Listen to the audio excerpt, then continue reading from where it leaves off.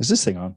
Ladies and gentlemen, welcome back to the Looseheads Sports Show, the number one sports show on planet Earth, proudly brought to you each and every week by the terrible human being that runs Caffeine Gum Australia. If you don't chew caffeine gum, fuck you. Jed, just while we're at it, fuck you as well.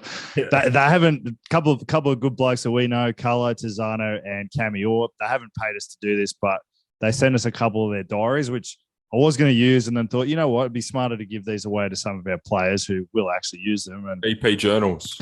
EP Journals, shout out to EP Journals, Elite Performance Journal. So what Cam and Carla have done is come together and create a custom journal designed for athletes to help improve performance. And I had a bit of a look through it last week. It's pretty awesome. So they don't pay us to talk about it.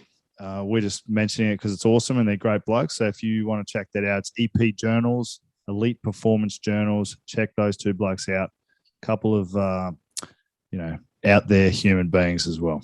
I mean, most of the guys, I could certainly tell you that at least half the pack uses a journal of some sort. These ones sort of custom designed to help you with footy. So, yeah, absolutely. Good to see players doing stuff in general. Rather than just playing Xbox, but this is very, very useful. Very useful. Can I just say that have you ever seen Searching for Sugar Man, the documentary? I know what it's about. Yeah, so it's this guy Rodriguez who's a famous singer, or he's a singer in Detroit and working as a labourer, and all of a sudden finds out that he's incredibly famous in South Africa. So I feel like you might have had a similar experience on the weekend going to Cowra. Cowra. Where 99% of our listeners, reside. Tell me about that experience being semi-famous in a really beautiful part of this wonderful country that we live in. Yeah, I'm a big fan of Cowra. I already was a big fan of Cowra prior to going back, but it was a hell of an experience. I'm starting to think we should just scrap the general rugby chat and just talk about Cowra and the happenings of the town, because there's a lot of listeners of the podcast out there, and it was fucking very fun to catch up with them at the moment. And also, a few of the Chubb family are out there, or the descendants of, or cousins of, and they were fucking good blokes as well. So I need to check if you guys are actually related. But no, we are.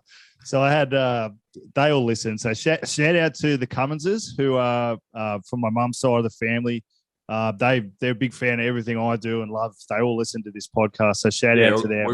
There was a prop, flanker, and 10. That sound right? That's about right. Yeah, I'm well across it.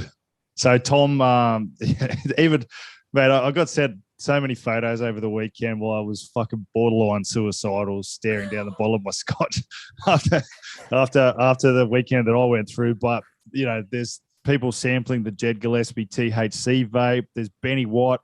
Taking a photo with you. There's Tom Cummins. It was awesome. I wish I was in the frame of mind to screenshot it all, but I did see it, boys. Shout out. I'm glad you had a good time. It looked like an incredible week. It was a very good time. Cowra's a lot of fun. We obviously went up on the Friday and then stayed at the country motel lodge, something like that.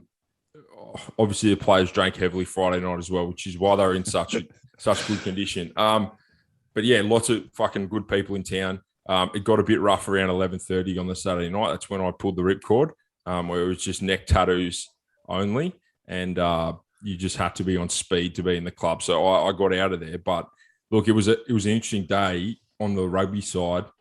Norso sort of up there at the moment in general across everything. So twos went down, and then our curtain raiser was Cowra versus Forbes, which was a cracking game. It was a cracking game. I think it was 17-14, and the Eagles got up. So they were riding high on that. And then our game was just stressful. That's the only way I can describe it. I will say it's a bloody long way to drive to not win. So it's a tough weekend if you do go out there and lose in those country games. But we ended up having a yellow and a red, and scoring 14 points in the last sort of 8-9 minutes. So pretty unreal. When did you get your red in the game? With about 15-20 to go. Okay, so not catastrophic. No, but we had a yellow the 10 before that. So the yellow came on as the red went off. So it wasn't. Yeah. Look, it wasn't particular. It's one of those reds. I've actually got the judiciary down to something to talk about today, which could go fucking sideways in a hurry. But it was one of those reds where you just like, if you didn't slow it down, you wouldn't have seen it. So look, incredible. It was cool. It was cool to win out there, and then obviously we're in Cowra, so had a few beers and went to the pub. And it's a cracking rugby club, isn't it? Just as well. It's a throwback, mate. Like they do exist because South has one, and Eastwood sort of has one. Like they do exist, but it's a real throwback. Like, and they had like an event on, so there was like a lunch on before, and like for members or whoever's paying and stuff like that. And the boys, lots of youths just pulled up having beers and watching the footy. So it was fucking outstanding. And I think more and more shield clubs should get around it. Subtle hint of my own there. But isn't it a part of the thing that we always fucking talk about every week? Possibly. I can't remember what I did yesterday. So yeah, because my understanding was that you had to take your game out there. Uni obviously go to Mudgee. I like Mudgee as well. I don't like Uni. We haven't done one. Yeah, but Cronulla's pretty much the country from Sydney. So that's true. Anyway, that's my game all wrapped up, mate. So it was fairly. We played 5:30 as well, so it was a bit of a spanner to the body clock. I would have liked to sleep until 2 to 3, but we had a team walkthrough at 11, so that really fucked up my morning. And then mate, came off the field and basically it was upset city. So you did talk about staring down a bottle of scotch. You'll have to go into that very briefly, but there was upsets all over the place on the weekend. Yeah, I'm going to give you a very PR answer here. Yeah, that's all right. That's what this show's about, mate. Well, that's right. But you can't talk. You can't talk too much shit. But there was a bunch of people, myself included, that have not given the best account of themselves, and we're working very hard to fix it. West Harbour played well. We didn't play well. They won.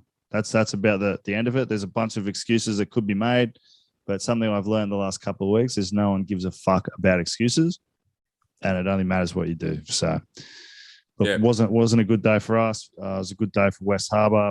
They've got a big, strong pack. I quite like going to Drummoyne. It's about all I can say about that. We it's a long competition, and we'll be working very hard to fix it. And I still believe, and we believe, we can do something good this year. But we didn't give a good reflection of ourselves.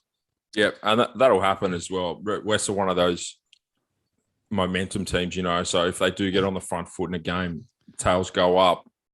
Particularly, playing them over the last decade, I haven't really prepared for them this year, but they're one of those teams where you really try and stomp out in the first 20, and you try and put them away, mentally more than, on the scoreboard. Because, when they do get caught in the game, they can be a fucking pain in the ass. And we've seen that over the last couple of years. So it's a bit of a hurdle. I think, again, there'll be a team like Hunter that are going to be a hurdle for teams this year. Like, I don't think you guys will be the only one. Hey, what about Paramount? I'm going to change the subject very quickly because I've only just gone over it. Well, I haven't gone over it, but only just moved. What are you doing? I was just taking the lid off this nice unbranded, delicious drink here. Feel free to reach out, Mount Franklin. Yeah, go on. Beautiful. Parramatta beating Gordon. Yeah, spanner. So I watched Gordon lose to the Rat, and there was just something not quite right. They've got the bare bones of their team from the premiership, so they've got, on any given day, depending on whether some guys are around from the TARS or whatever, they've got a very good and capable rugby side with the same sort of systems and whatnot. They just don't have those individual mercenaries. I don't think I'm being unfair to call them mercenaries. They came in for a year. So they're, in my mercenaries mind, a negative connotation, but every rugby club has them. Yeah, I mean, mercenaries are a big part of the shoot shield. And, I suppose the best way you can defeat that is by keeping him for 4 or 5 years and making him part of the club. But the reality is that the list go around every offseason, and you'd be crazy not to try and draft in someone to help you. So a lot of those guys are buggered off. Someone said, "Oh, look, I think once Gordon and once North lose, the bubble burst a little bit, and could open up for other sides. So, maybe that happened. I thought the Rats were the far more dangerous side in that previous week. I haven't seen the Parramatta game yet, but Para have been building. Now, I don't know whether it's whatever their franchise tag is this year, rebuild, reset, fucking renovate. But they're playing decent football. They've got some things going for them. So, I think they should have beaten Hunter. So it doesn't surprise me that they gave someone trouble. It does surprise me that they beat Gordon, though. Good summary. Have you watched it? No, I've avoided rugby all weekend. Yeah, okay. As you could imagine. I've watched our game multiple times. That was enough. Elon Musk bought Twitter. Hold on, fuck yeah. We just you got to courtesy say the other two games and what happened. Do we have to? Yes. Yeah. All right, let's go. Uni beat Hunter and Manly beat the Rats at the Rats, which I think is a very, very big win. I would love to play in a game like the Battle of the Beaches, man. It looks so fucking awesome every year that they do it. The crowds get into it, Back in the day, I used to call that the Battle for Fifth. That's right. But no, it's just such good marketing, isn't it? Yeah, well, it is good marketing, but it's also a good excuse for the cool dudes and chicks out there to drop their surfboard, put the bong down, and head down to Rat Park and just watch a few blokes kick a footy round, drinking their gin and tonics and their hard seltzers, the hillbilly fucking home or whatever it's called on the hill there. But look, Manly, Langy Gleeson from the Tars is a weapon. He's a fucking freak. I actually. One of my jobs before I signed him, and he was at South.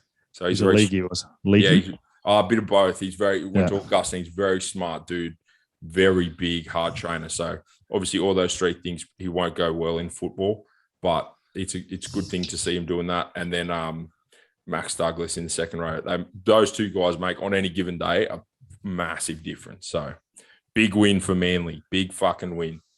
It is a big win. Considering, you know what? Let's just say it was a big win. Considering. Go on. What am I considering? No, that'll do. I'm just going to bring up something that I just thought of. The Pig Athletic Club? Shout out to those guys. Yeah. But you know how they call rugby league jail rugby? Yeah. It fucking cracks me up every time I see that. They look jail rugby. It is sort of jail rugby. I mean, obviously, Silverwater had Hayne playing for him this year. Fergo was almost playing for the Japanese franchise. The Japanese national jail team. A good side. Good side. Have you seen what the leagueies are doing up in the GPS schools in Queensland? Are they pilfering them? No, they're giving funding to. I read the headline of the article. I should actually educate myself. But they've got some relationship with them where they can now filter the up and coming league players into the GPS thing, so they can play rugby, get a really good education, and then just go off to Broncos or Rockhampton or whatever the fuck they're called up there. Are you trying to tell me that Hill Sports High doesn't offer a good education? Well, is that where you went? No, I went fucking Kings for school full of wankers. But exactly right. Yeah, look, it doesn't surprise me. Look, Roosters are hooked in with South. With Scots. It's like whether it's on paper or not, I don't know. But they a lot of their guys go through there on scholarships and whatnot. Seen that firsthand, so it's pretty fun. So it's already been happening because there was a big thing. There mustn't have been much in the news this week because there was a big thing about it.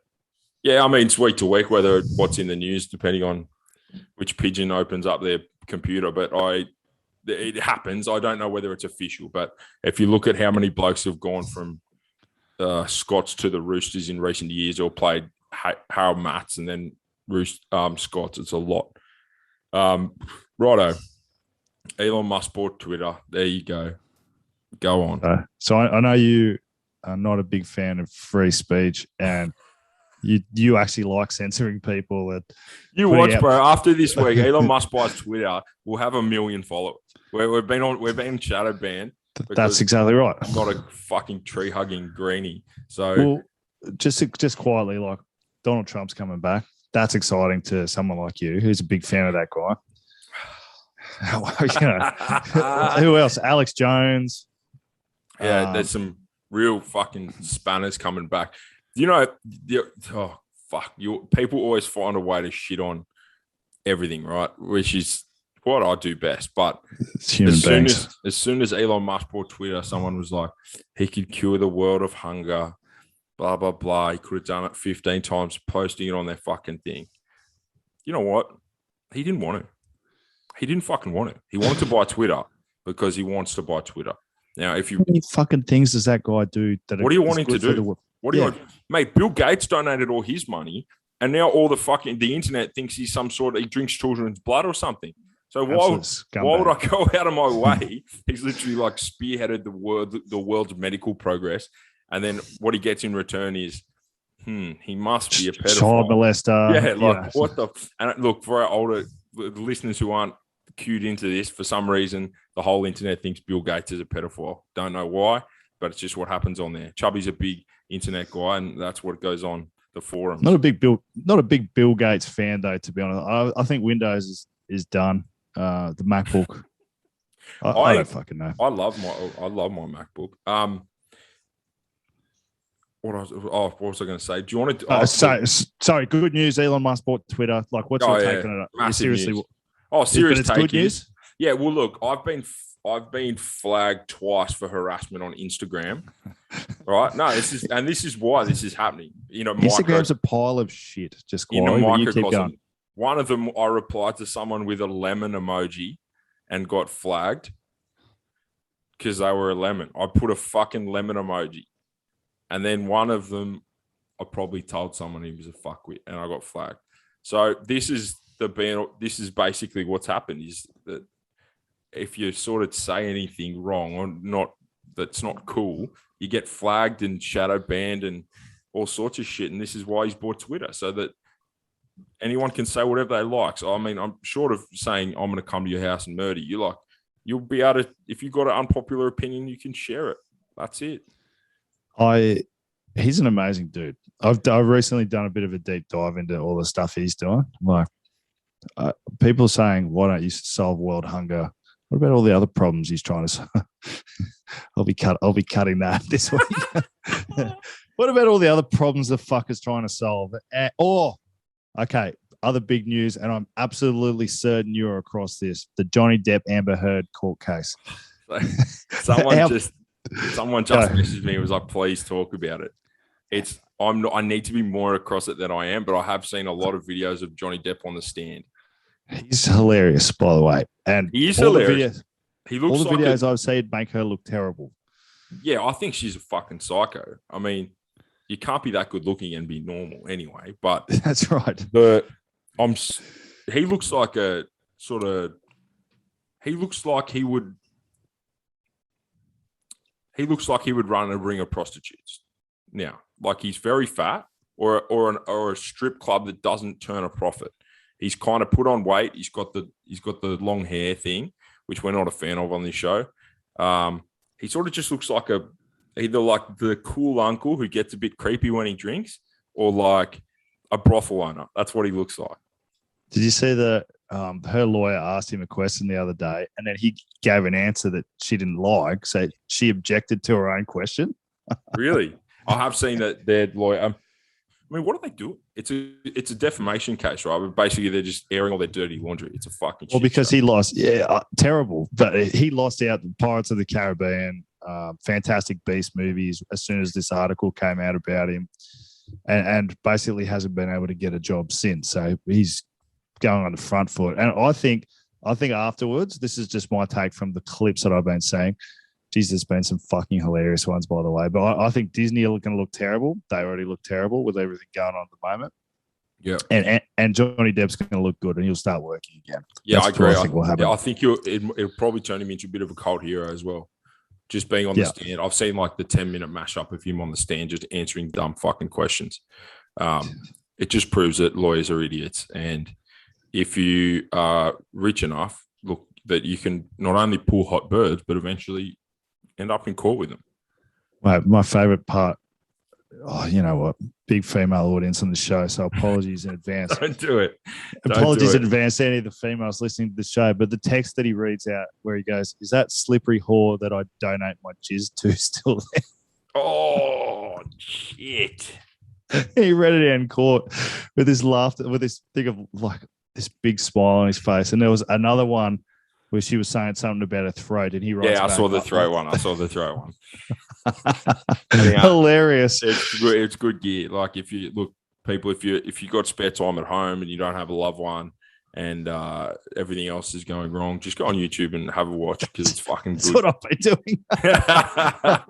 But it's fun to see two very successful people airing all their fucking dirty laundry and looking miserable in front of the world. So yeah, it is good to see.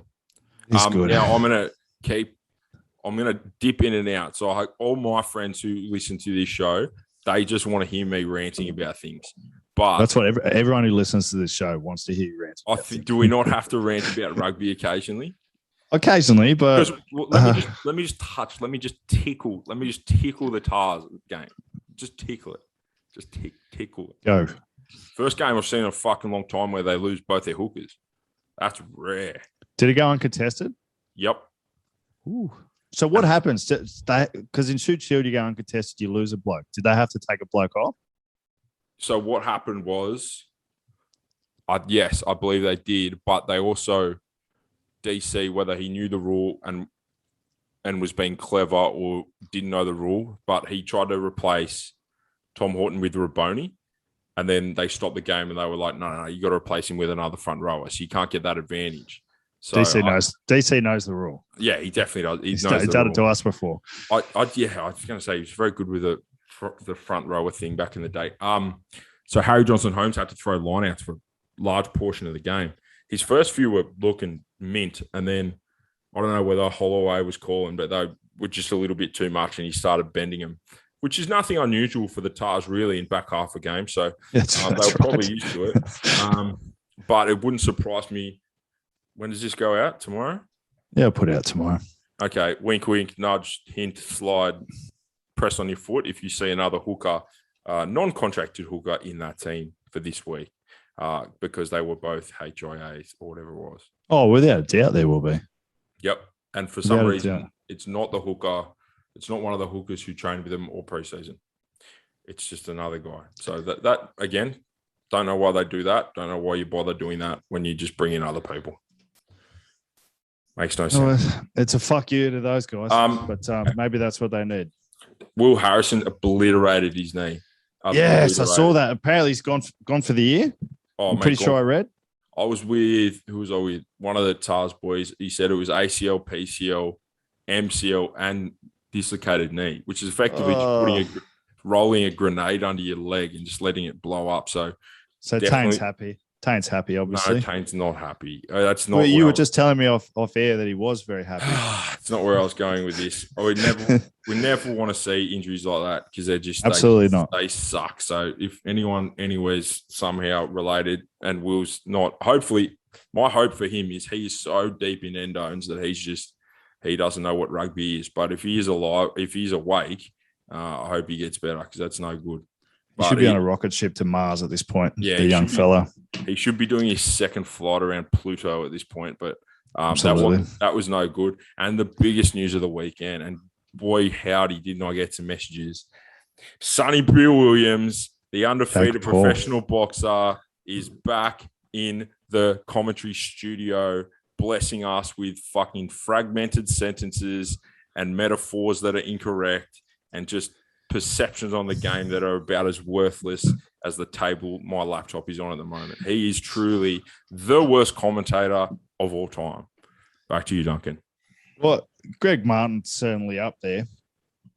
Greg Martin looks like a Rhodes Scott. Greg Martin could be fucking president of the United States next to Sonny Bill Williams. It annoys me how some people just get given jobs because of their name. Oh, well, Sonny Bill's really famous, so I give him that. But it annoys me. It annoys me. They'd be better off just having him there. Just having him there. He doesn't talk, and before every commercial break, he just throws a flick pass because they asked he can't say words properly. They asked him, he was trying to say continuity, and he was like, the Reds just need the Continuity. You guys know what I'm talking about. Anyway, back to you in the studio, and I'm like, holy fuck, Sonny, give me strength, mate. I agree, but generally speaking, I'm a big fan of what Stan are doing at the moment. Oh yeah, big fan of Stan. I like Stan, but also Stan haven't had. I don't think they need Michael Checker 1, and I don't think they need Sonny Bill Williams 2.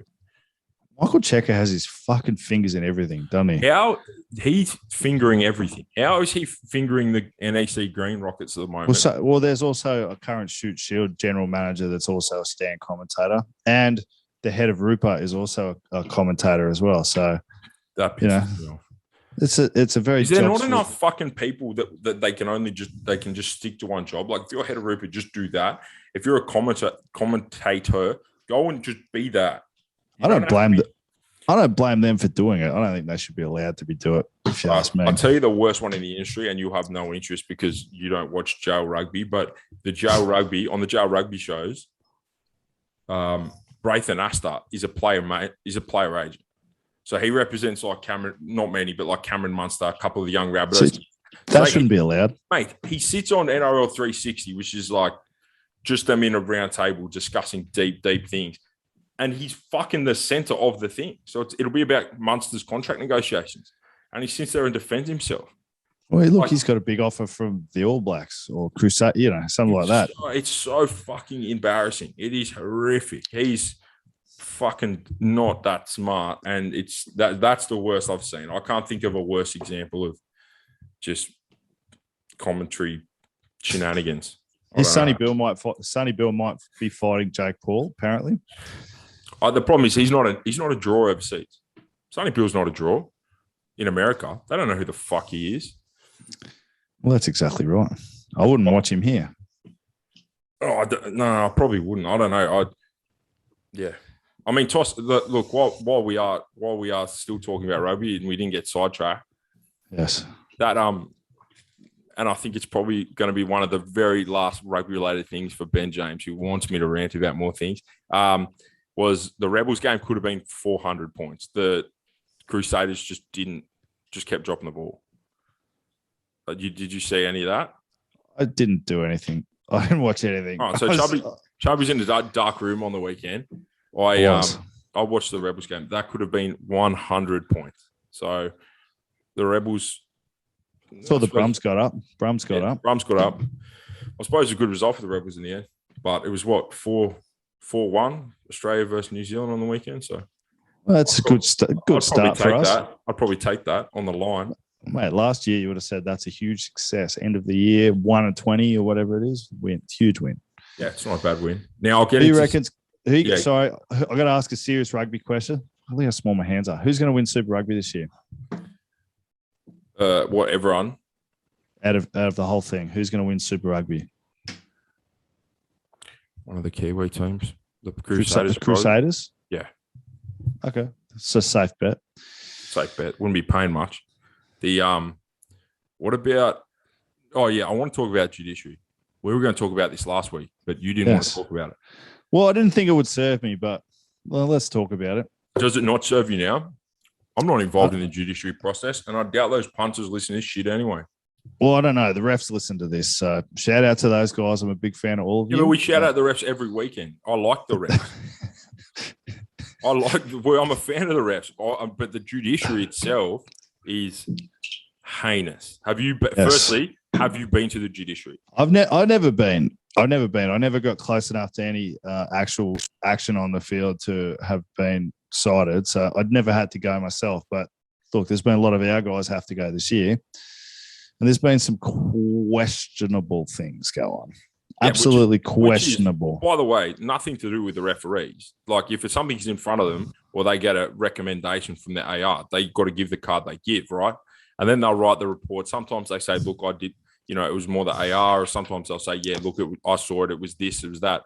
But it seems like it doesn't really matter. If I get 5 cases that are all direct shoulder contact to the head, you'll get 5 different fucking outcomes that are so different. So different. I've been to the judiciary for the record, and it was. Well, let's just say that I'm just going to say it. There might have been a game this year where one guy got red carded for hitting a bloke in the head twice. Yeah, the hitting in the head twice. You see it, and then he kind of did a spear tackle afterwards or a lifting tackle. Got red carded. You watch the footage, you go, yeah, that's legit. He should get banned. In an earlier game, a player was trying to wrap their arms in a tackle, and the president of one club said to the other club, if you will write a letter saying that our guy didn't get hit in the head, we won't cite your guy. We've looked, not we, the club involved, looked at him and gone, what the fuck? That's a crazy thing to say. We go, no, we're not doing that. Our guy ended up getting 5 weeks. The other guy got off and played the next week. Yeah. And if you look at the two examples, unbelievably crazy. But the problem I had with it is there's no consistency at all. There's absolutely fucking none. So the judiciary, from what I gather, rotates who's on it. It's like a 4 or 5 person panel. The time I went there, they ask you what happened, and then they read the ref's account, and then they watch the video. And a lot of the time, the video doesn't help them, or it does. And then they just it's just a kangaroo court. And calling it a kangaroo court is a disrespect to the very well-run kangaroo courts on the Mad Mondays I have been to. Sacred tradition. Mate, it is just madness. And depending on who's on the fucking thing, who's friends on the thing, who's, it's just a random allotment of people. Some of them have legal backgrounds. Some of them don't have legal backgrounds. Some of them just fill in once. It's literally spin the wheel. So we had a guy going to judiciary last night. He ended up getting 2 weeks. No, it wasn't Waylo. Waylo went to hopefully for a run last night. But like going in, literally someone who is sort of in charge at Eastwood was like, it could be 2, it could be 12. We don't know. And that cannot be how a judiciary works. Honestly. We had one of those situations where it could have been 18 or could have been 3 recently. Like, what the fuck are you talking about? It could have been 18 or 3. Like, it needs to be a little bit more clear cut. I also would like to jump in and say I don't particularly like the rule that if you get a red card, you have to have a week off. I don't either. Because one, you can get 2 yellows for like one I being. I have seen that overturned before. I've seen it overturned as well, but I don't think it should be straight away. I don't think you should have a week off straight away. I think it needs to be, I don't know, cited by someone else independently. But it is very strange. Back to the citing thing. I have heard of similar instances where clubs are like, can you not cite this or can you cite this? No surprises, my citing came from Sydney Uni. But like in one of our trials, we had a bloke from not our team, throw a big fucking right haymaker and miss. Nothing happened. And is it like, on footage? Yeah, clean on footage. And then it's pretty much up to us to go like, and look, he's a fucking great bloke. I don't know what was going on. Like whether we cite him or not. I'm not a big fan of that. I'm not a big fan of that citing other people. No, and so we didn't. That's my point. But like it's weird that it literally comes down to, I suppose, whoever the coach or whoever the head guy at Eastwood is to be like, yeah, okay, let's fucking send this guy to court, or nah, let's leave it. Like, someone review this shit. Like, fucking hell. Do you represent your boys? No, I'm not allowed. I'd fucking like to, but there's someone allocated to represent our boys. You're not allowed, but you're a lawyer. Correct. Yes, Mr. Chubb. Yes, Mr. Chubb. I did read that correctly. Yeah, I did read that correctly. So, yeah, look, I hate it's a steaming pile of shit. That's one of my favorite sayings at the moment. It is a steaming pile of shit. What else is bothering you lately? Fucking what isn't bothering me lately? I did have actually a question from a listener about kit. Who do you reckon's got the best kit? Who's got the worst kit? Who's got like some over the years? What's been some bad kit you've had? I've got a kit story because Eastwood are very, very good at being bad at kit. You mean like brands or clubs? Well, like who's got the best jersey running around at the moment? Like I personally, I think that the teams that have stuck with their original design have got the best jerseys. So I think the Rats. I'd agree with that. I think the Rats have probably got the best jersey. It hasn't changed. Rats sprung to mind for me. I mean, when it's fucking plain green, like Randwick, I'm a big fan of sticking with what your jersey is. So in that respect, uni can't go wrong. Like, I don't know why at my club we feel the need to fucking reinvent the wheel. Ours used to be white with the 3 blue stripes. That's it. So all you need to do, boom. For some reason, we can't get that. It's because you got a huge, fan base, and what your club's trying to do is to part them with money so that they buy new merchandise every year. Yeah, but after cotton jerseys went out, right? Who's buying fucking game-ready, game-worn jerseys to wear? No way. Exactly. I don't wear jerseys. Do you wear them? I never. When the fuck would I wear a jersey? No, but some people do. I don't even want to keep mine. I've got like my sentiment. Do you keep yours? I've got my sentimental ones, but I'm going to get rid of. That's a good topic in itself. I keep the jersey from every team, and then maybe like a tracksuit if it's cool. Otherwise, it's all giveaways. So I'm not a big kit guy in general, to be honest with you. Nothing fits well, or not the legs anyway. Skinny shoulders, fat ass. So milk bottle, I think they call that. I have I do have a kit story. I fucking hope this doesn't. Who listens? We didn't really answer that question for our listeners. Oh yeah, we did. Well, for me, the first club that came to mind was Rat, because they have the same jersey they've had for the last fucking. I don't know, someone from the Rats will come and go, no, they used to be more white, blah, blah, blah. But in my mind, from when I was sort of youngish to now, it's the same fucking Seems pretty similar. I agree. They were the first one that came to my mind. I don't mind Norths. Yeah, exactly. It's all like rugby's a simple game we've changed the fit of ours this year, and I don't like it. But I'd like to go back to sort of 2011 mini collars that we did for a while. The half collars. They were awesome. Oversized jerseys. Yeah, exactly. What are your thoughts before I tell the story on the teams that every now and again will do the Coach Carter and be like, righto, boys, we're showing up with our button up and our tie to the game. Do you like that? Do you not like that? I can see why people do it. Being a coach now, but as a player, I would have hated it. I just let me wear whatever I want. It doesn't matter how we look. It matters how you play. But I think it does matter. I don't know. I think if you're wearing a suit, it doesn't mean you're going to play better. When I used to see, and it used to happen sort of infrequently, I'd just think, all right, they're not. I don't think they're confident in their rugby. Well, that's right. They got problems going on, so they said, let's dress up. Put a fucking T-shirt on with the club on it and wear a pair of pants. It's not very hard. It's like putting glitter on a turd, isn't it? Yeah, which I haven't done for a while, but it's stupid. Why would you do it? Exactly right. We have a long history of probably letting the people down with our kit at Eastwood. If they reproduced like the early 2000s cotton jerseys, they would make enough money to build 40 stadiums. But for some reason, we don't do that. Each year, we sort of get a new distributor. So there was a golden age when I was sort of 18, 19, where we were X-Blades when they were firing. And they made some awesome, awesome jerseys, man. They made the best shit. But who do you like now? I don't have a fucking choice. I don't know who makes that stuff. It's not Gilbert. It's I can't see from here. I don't know. I don't know either. I never look. I'm just like, does it fit me? Yes. Our stuff's all right this year. Our training kit's good. There was 1 year. Oh, when you're young, you want kit. When you're 15 to 20, you want kit. Just so you can wear it to parties and girls will want to hook up with you.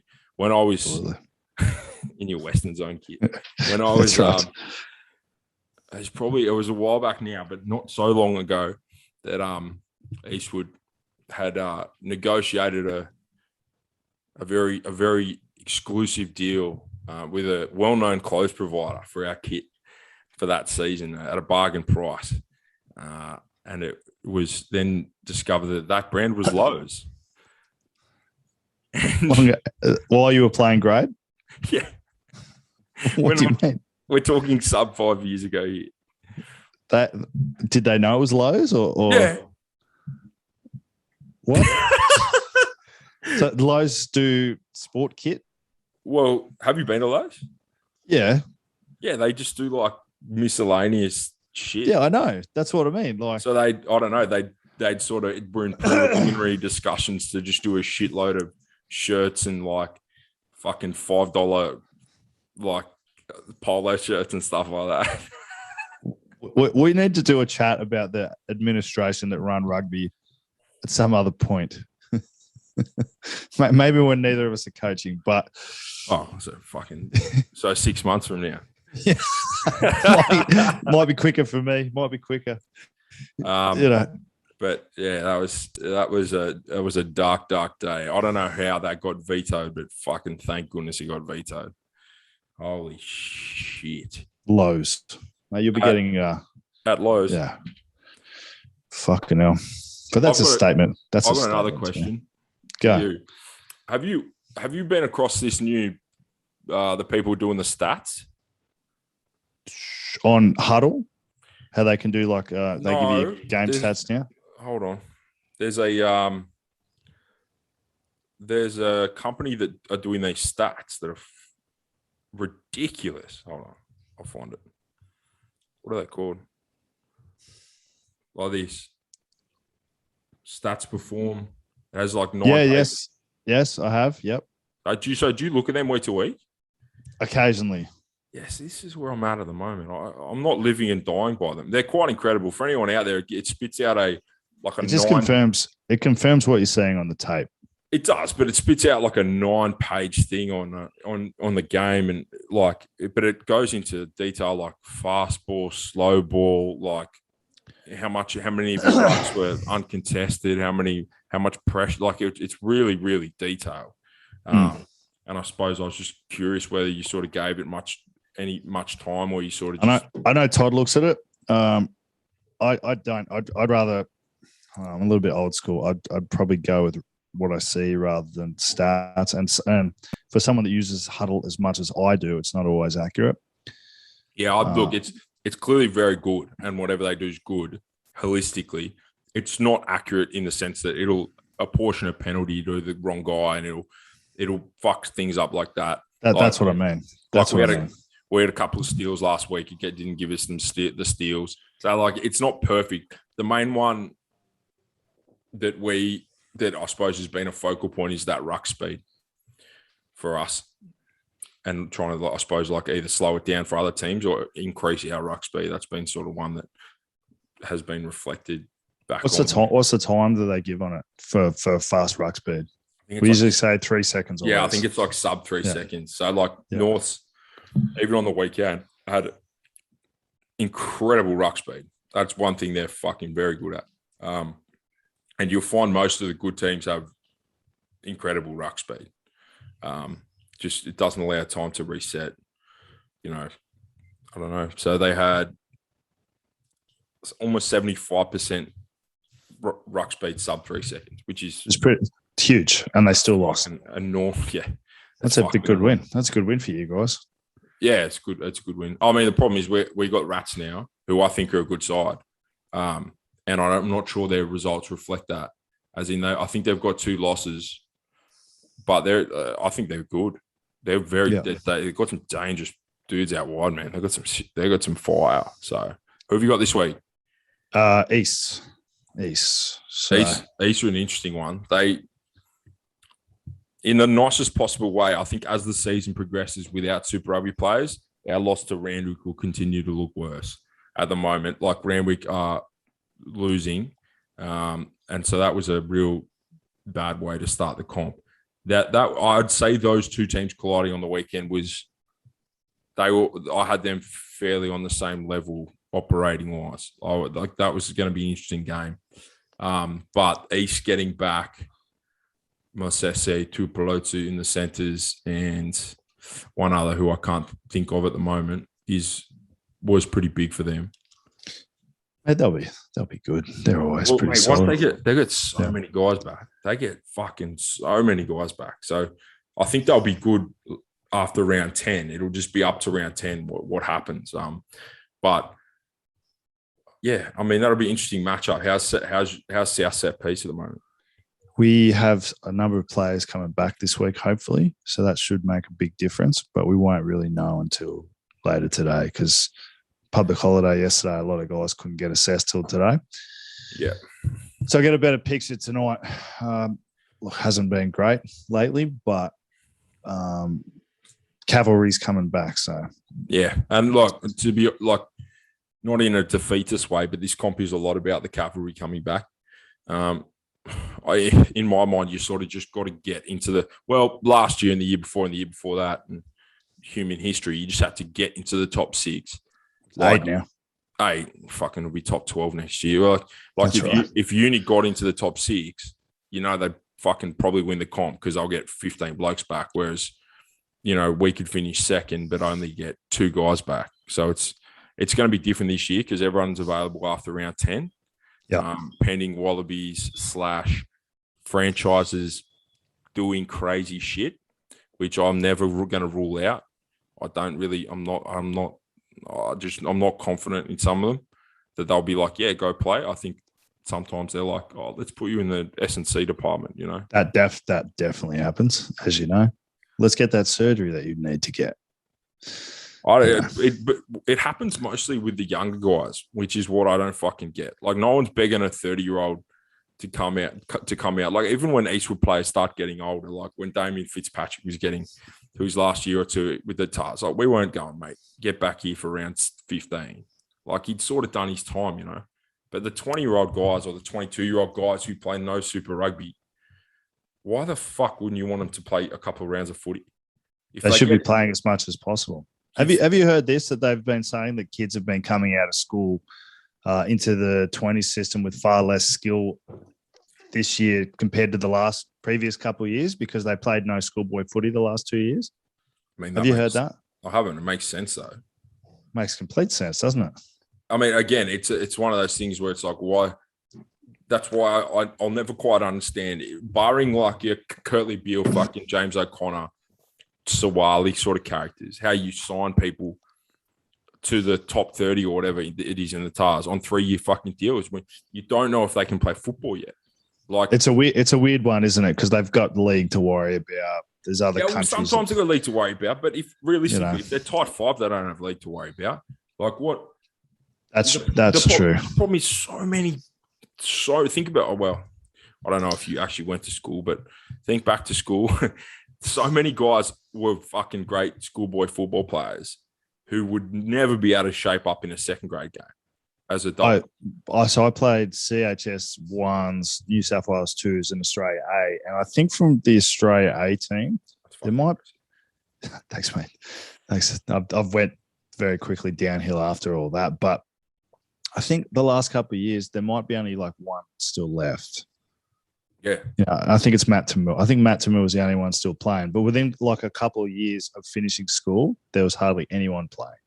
Yeah, exactly. So I won't give him the exact person, but like was in my Australian schoolboys team. Pretty much didn't play first grade Colts after that. And then whether it's a lot lose interest, not really suited to getting belted up, it's like, well, how are you investing this much time and effort? And this is where it comes back to my thing with Super Rugby teams, where South are suffering with it a little bit. Eastwood will. I'm sure other clubs are. I don't know. But what their third string guys never who they fucking play when it gets to third string. So if they get down to their third string tight end, they'll get someone in instead of using the guy who's on contract. The Reds just did that. Correct. Yeah.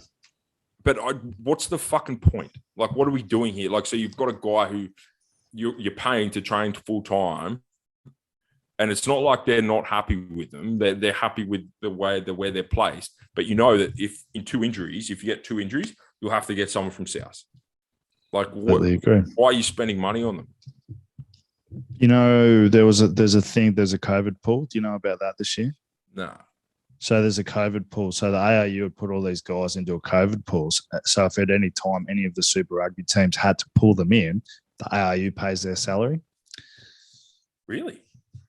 How big is it? No, the pool or the salary? The pool. I want to go swimming. From what I got told, there's like 30 or 40 guys. That could be an exaggeration, could be an under-exaggeration. but I think it'd be around 30. But the money's not great. But still, the fact is the ARU's picking up the tab. Seems like a lot. Well, there's five teams. You know, you think you'd need multiple props to be in there, wouldn't you? Because if one prop gets called up, the other four teams might need a prop. So you're going to need at least 6 to 7 props, realistically. Yeah, I suppose. I don't know where they're finding them. I don't know either. I'd love to know. Yeah, I'd love to know what secret they have. We don't. We had 7 props out on the weekend. That's heaps. Oh, I'm very close to bringing my boots. I was like, No. No. I did. So I haven't done anything lately, but I did like a leg session at very light weights, and I couldn't walk for 2 days after. I'm like, nah, you're done, fucker. Yeah, no, I can't. I'm never squatting again, including going to the toilet in the bush. I'm just not doing it. Just stand up. I just can't do it. My fucking knees hurt. Yeah, I suppose one, it doesn't really correlate to that at all. And I have ranted about it in the past. Why the fuck? Like, where are our tall people? Where are they? AFL, basketball. Because there's so many of the bin chicken agents offer these fucking giant people from England. And I'm just going, well, where the fuck are they in Hunters Hill / Cronulla? Where are they? You want to be a tall person in this country at the moment, or a prop. We say this every week. I know, but it just made me double think this week. Like, where the fuck are our tall people? That's a good point. Like, I'm talking, like, I know there's some tall guys, but like those lists that those dusty agents put out, they've got like 6, 7, 8, 9, 200 centimeter dudes on them. Like, anyone over 200 centimeters in Australia is either playing for the Boomers in basketball or playing Super Rugby professionally. There's a lot of big guys, a lot of tall guys playing AFL as well. Yeah, there is, I suppose. No, there's some big fucking dudes, man. Good point, though. There's not enough. Maybe we're getting shorter with all this GMO and vegan food. Fucking vegans, man. Vegans do my head in. Factory farming and stuff. It's not enough hunting and powerlifters. Yeah, there's not enough manly shit. I'll tell you, one of my favorite things of all time was that when the vegans, as they do, they're usually obviously very cool, calm, and collected the way they compose themselves when rational. Very rational people. That they were protesting that guy at his restaurant, and he came and started cutting up the meat in his front window. There you go. Vegans are on my hit list this week. Someone's asked me what I'm going to rant about vegans. I've been to Cowra. I know what it's like in the bush. I eat meat. I've shot guns. I don't like vegans. No, vegans, no good. I won't even go to a vegan restaurant because there's no meat options. One of the I'll tell you when I go to a vegan restaurant, when a girl is when an absolute glamour has accidentally swiped on me and I end up at a vegan restaurant. That's it. And I'll pretend that I eat cauliflower, fucking steak, or whatever they do, and then I'm out of there. What do you mean you don't eat Wagyu? Yeah, like it's Wagyu. They rub it in beer. You fucking. Oh no, I had a really good thing. Shall I be really silent while I remember my thing? Do you want me to sing? This is great radio. I know. Or podcasting and whatever this is. It was good, I promise. Just while everyone's Jed's thinking, could you all please consider buying caffeine chewing gum? I really like earning money doing nothing, so please do that. And please subscribe to this YouTube channel. I just hit 3,000 people on TikTok.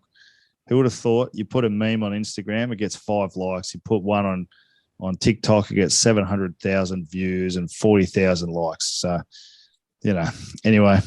Yeah. Back to you, Jed Gillespie. I can't remember what it was. It was going to be such a hot lasagna of a comment as well. It was something to do with me not liking vegans. But, yeah. Can I make an observation? Shoot. Oh, I got it. No, you go first. You go first. Fucking thank goodness. This is the way my brain works. Do you remember that documentary that came out on Netflix that it was like vegan power? I watched the part where they said that eating bean burritos gives you better boners or something. Yeah. So I watched it because, and I'm not going to name the people, but there was young people who I know at the time who were like, man, this is legit. And it just convinced me how fucking dumb they are. So this is how people get conned into everything. But like it was effectively an extremely anecdotal movie with a lot of bad science in it. It was just like me eating lettuce and going, holy shit, I can speak Chinese now. Like before I couldn't speak Chinese. Play the violin. It was working at the management place I worked at before. Many of the young players came in like, yeah, we're going to do that. Oh, I'm going to go vegan now. After seeing that, I'm done. I'm vegan. Like that. That's all the proof I need. And I think I know someone who's still doing that and playing rugby. And it just baffles me. Like, how stupid do you have to be to just watch one documentary and just go, okay, I'm going to fucking change my life around. Everyone else in the world's wrong for some reason. I'm going to become fucking Jason Momoa. He's gone. Have you seen Meat Eater? The show? Yeah. That makes me want to eat meat. Yeah. I mean, oh, fuck that. I cannot believe it happened to people in real life. I watched the show. I was like, a lot of this science is going to be faulty. And then, 10 minutes later, the phone goes off. It's like, man, that really made me think. And I'm like, whoa, not think hard enough. You're clearly a fucking idiot. It's like the serial killer documentaries. You watch one of them and you go, oh, that's a good idea. I think I should start killing people. Every time I've watched one of them, I could have done that better. You could have. What's that Dexter show? I could see you being that kind of guy. Dexter's a little bit too handsome, but I always think I could do it better. They make so many mistakes. Like, I don't know.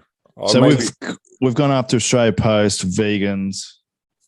Fucking, I got this crazy lady that lives next door to Kate, who I'm like, oh, hello, how are you? And she always wants me to go and get a rum while I'm up there. And she's like, oh, I just broke two of my shoulders while she's like drinking out of one hand, eating out the other hand. I'm like, okay. Oh, that's no good. She goes, yeah, can you take this box of stuff down to Cronulla? My daughter will pick it up. And I'm like, yeah, okay. And Kate's like, I think she might be a drug dealer. Yeah, well, this is the thing. I don't know how it segued into that. No. I'm happy you segue there. How far does goodwill extend? Right? I didn't do it, obviously. No, because I'm like, if I get pulled over with, well, that's right. But if I get pulled over with 500 MDMA tablets, or what do the people take now? Yeah, plus the stuff that she gave you, you'd be fucked. That's right. The heroin. Yeah. I was asked. I posed this one to my friends the other day, both of them. I was at down at West Ryde Shops, and shout out to West Ryde Shops. And this sort of dude, he's a bit trippy. I don't think he was on drugs. I think he was probably like 97 cents out of the dollar. And he was like, mate, can you fucking give me a lift back to Ermington? Like, I forgot my money for my prescription. And I'm like, give you a lift? Like, I don't really want to give you a lift. I'd rather just give you $5 if you need. And then I was like, oh, yeah, what do you need? He's like, yeah, I need money, for my prescription. I left my phone back there. I was like, oh, I'm going to a funeral. It's going to cost me $40. I said to him, that's going to cost me $40. I don't want to drive you back to Ermington either. And then I was like, well, how? So I didn't do it. And he was like, of course you didn't. He was like, no, but look, if there was someone at the shops and they're like $3 short, I'll like, you just give them $3. Give them money, 100%. As long as they're not like a junkie or a vegan, then you just do it. But I was like, well, how far can you go with that sort of shit? And that was, for me, that was too far. I'm not doing that. Yes, mate, I've got COVID. Sorry. No, I'm just like, you're a sketchy looking guy, and I don't want to pay for your fucking pills, whatever your Viagra is. But I don't know. It just made me think. Obviously, you wouldn't have done a lot of goodwill things in your life, but that's true. Actually, I like to fucking do my best out there. Like, people in privileged positions should help other people. Well, that's not me. Like, if you saw a car broken down, would you stop and help out?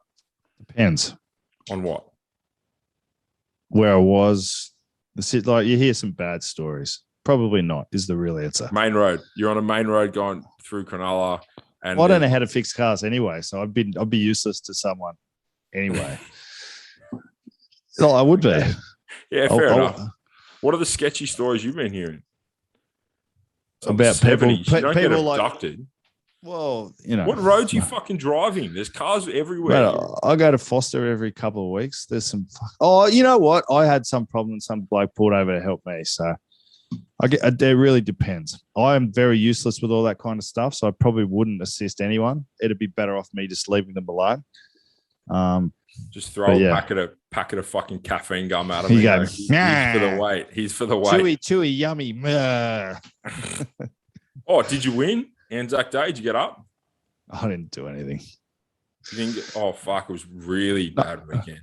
No, I was in Foster. And you didn't go to the pub? No, yeah, I did. I did. So we went for a walk in the morning and then they did the march past, which is kind of near where Kate lives. Awesome. Very, very cool. Unreal. That's probably the first one I've ever seen. I really, really rated it. Got on video somewhere. I got a bit emotional for some reason. Seeing all the old boys in their uniforms, sort of almost in tears, and pretty cool. And then I went to this place called the Bellevue Hotel in Foster. And I'm like, you know what? I'll go play two up and have a couple of beers. And I've walked in there to get a feed as well. No food. There's a pool in the middle of this pub, and I've gone. There's like 5 people in there. So and that's pretty much it. So I had 3 2-year-olds on my own, and then went to a barbecue that night. Anzac Day is by far the best holiday of the year, and it is the only holiday that I can't see getting cancelled by the woke culture. Good luck trying. If Anzac Day leaves this country, I'm fucking on the first flight to Texas. I'm done. Oh, they can't. They can't. Anzac Day is the best, by far my favorite day, and like you said, it's the old. It sucks because when we were young, the old doing the march, even on TV, like they had all the vets, like the World War II vets and stuff, and it's just, even the Vietnam guys are getting old now. Like they're really getting old. So they did all the. I'd never seen it before, paid attention to it, but they were carrying through the Vietnam, whatever section they were, and there was a ton of them. Then the next section, like the Korean War, there was a ton of them. Very, very, very cool. And everyone everyone in Foster or Tuncurry where we were, they stopped all the traffic. Everyone was on the side of the street, sitting and clapping, and it was awesome. Yeah, it's very good. They did a good service in Cowra as well for the game. And yeah, like I said, it's the best day of the year. I didn't play much two up because I got to pay rent still, and the prices per litre on blood have dropped down, so I'm not getting the same pay that I used to. But it's a bloody good day. People are in good spirits. There's always one Lebanese guy in the corner trying to go 500 on heads as well around my area. I've seen some very famous rugby players, well, not very famous, but well-known rugby players get up significantly thousands of dollars on, and just drunk trying to fucking put it all on black. Yeah, it's very hard. That's the one thing. You got to jam it in your pocket and it comes out. Well, one of their mates grabbed all their money and took it home because it was like thousands of dollars. Yeah, $5,000 on fucking heads. Yeah, exactly. I've had some good wins on Anzac Day. It's I always lose when I gamble, so I've stopped doing it. I know you're a big gambler. Any sports betting going on lately? We should talk more about gambling. No, not really. I should have bet. No, actually, no. You get up on Tyson Fury? No, there's no market on it, mate. He was always going to flog him. I was arguing with a bloke in Cowra vigorously that he was going to win. And to that person, how could you argue against it? I don't know. They thought they were a fucking boxing expert. Maybe they just liked annoying you, like famous Cowra hero Jed Gillespie. They thought, let's fucking get him all wound up. Tyson Fury's the best boxer in the world, best heavyweight of all time. Come at me, Mike Tyson fans. Right, Francis Ngannou will get his ass kicked by him. It'll be flogging. It'll be flogging. He doesn't like leg kicks. He doesn't move. No, there won't be fucking leg kicks. The Gypsy King will bend in half, but Francis Ngannou can't fucking move. Actually, while we're here, is there anything you need to vent? Is there any venting happening this week? Any things you want to get off your chest? It's not really as in it wasn't a prompt for anyone listening. Like you didn't text me and say, quick, I need to fucking say something. I just was curious. No, I'm enjoying seeing all the people going off about Elon Musk buying Twitter. Yeah. I don't understand how it's a bad thing. Oh, I do understand. I do understand because it could just be some billionaire trying to buy a communications company to boost his own business. Use a different one. Well, that's right. But I don't understand how they get all angry about that. I got told I swear too much the other day, so fuck you to whoever said that. In general or on the podcast? Podcast, but I do swear too much in general. Why? After you're 15, you're allowed to swear. Like I swear a lot. And I paid $7 for a coffee again yesterday. That was outrageous to me. Paid $12 for a glass of wine. That in Foster, of all places. you have I don't know, gold? man. I live a pretty good life. Like, my stresses aren't too bad, to be honest. I'm looking forward to the latest election. I have no idea who's running against ScoMo, and I only know who ScoMo is because I've had beers with him. You know. Well, that's a start. Anthony Albanese want to divide the beer up into equal portions and distribute it. He's a communist. I'm not voting. You know what? I'm not voting. I might not vote for ScoMo either. Everyone out there, I'm going to keep my cards very close to my chest. That would be really good for this podcast. No, you keep sending me that Clive Palmer stuff, and I'm like, mate, Mate, I know you like him, but like, I was a Penny Wong like guy before this. I was a big Penny Wong guy. Well, you look similar, and you have similar thoughts, and I know that if you were a billionaire, you would build a replica of the Titanic without doubt, 100% without doubt. Even Why though why would you build a replica of the only boat that was so incredible and fucking sank on its first voyage? I'd build a replica of a boat you've never heard of that was fucking successful. That's what I'd build the replica of. But that's how much money Uncle Clive has. But no, like, you think you'd get a fucking tummy tuck, wouldn't you? Honestly, with if I had that much cash tomorrow, I'm going straight in. I go suck, some around the sides, little up top. A little bit out of the jowls here, you know. Oh no, I've got a beard for that. But you know, if you want to whack a wig on the front of that, my head from Turkey, whatever, do whatever you want. But like, I'm not going to spend the money on a Titanic before I sort out my rig. Like, seriously, Clive. Fuck. You know what would be really good advertising for this podcast is if you ran for political office next year. Well, actually, this isn't my coming out speech like Kanye, but the McCaffreys, the rugby family, they actually all ran for a seat one year. I know. That's cool, eh? No, one of them was fucking 12 years old or something. He was running for the, like, I can't remember what it's called. It's called like Christian Democrats or something. Do you get paid for it? By who? I don't know. Do you get paid if you get it? Yeah. But if you get 12 votes, you don't get paid. Well, what do you get paid? $1.50? Be tax free. If you're tax free too, surely. A local bloke. Yeah. I don't know. Remember. What are your thoughts on having a poster in your front yard? I might do that next year just for a laugh. What one? You told me you wanted a Confederate flag there. Do you still want that, or you changed your mind? Well, I'm still debating that. Kate's not a big fan of the South, as you know. But, yeah, I've got nothing against it. I wonder the neighbours who, when they've got like their Labor and then the next Labor's got their Liberal, whether they're like, when they're taking their bins out at night, they're like, oh, you fucking bastard. Oh, you prick. I don't like how people hate each other just because you think differently. No, it shouldn't really matter. Like, it's, if you can have a good discussion about it, you go, I disagree with Jed. Oh, I disagree with you. That's fine. Yeah. I mean, everyone, like, it doesn't really matter. I mean, obviously, like, you're a big Trump guy. I'm more open-minded. You like Sleepy Joe. I love Sleepy Joe. Fucking, he's a walking ASMR, that guy. No, but you should still be able to have a conversation with everyone. It's just the vegans. 100%. It's just the vegans. You can't have a conversation with them. I find people that are unable to change their minds the worst kind of people. Like, if you get presented with better evidence, like, how can you be so convinced? Do you know what I mean? Like, who the fuck are you? Who the fuck are you? Well, you probably know one based on the people we know. But I know heaps of people. I know heaps of people like that. But, like, how can you be so confident or arrogant that you have the definitive answer and are unable to change your mind if someone smarter than you gives you better evidence? Yeah, I suppose you'd have to think there's no one smarter than you. We just went through the biggest period of this during COVID when everyone became a fucking doctor. So much of it.